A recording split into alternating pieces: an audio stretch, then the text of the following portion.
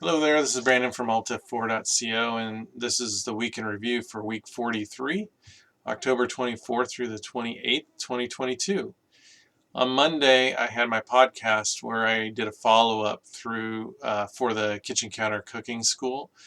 I thought that book was probably one of the best that we have done as part of the Left Coast Culinary Book Club, and I wanted to give it more than just one day's worth of review in my blog space. So I talk about why I thought it was important and what you could learn from it, and who the real target audience for the value is there.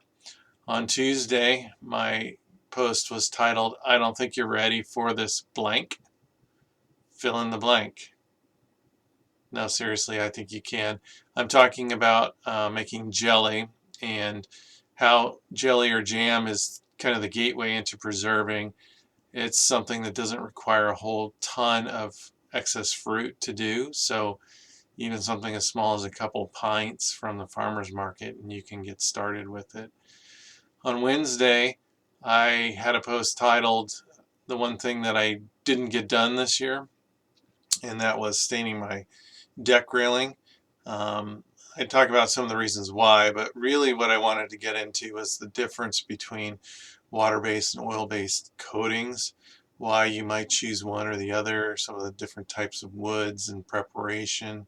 So um, I ran out of time to do that project, but read that and you can learn more about coatings. On Thursday, I had Tactical Thursday again, and this time I was talking about maintenance. I was shooting my spring piston pellet rifle, and was shooting all over the place. Originally I thought it was me, but then I figured out there was something wrong. So those things need some maintenance, and I guess it's time for it. So you can read more about that on Thursday. And then finally, Friday, Atlas Shrugged, Part 2, Chapter 7.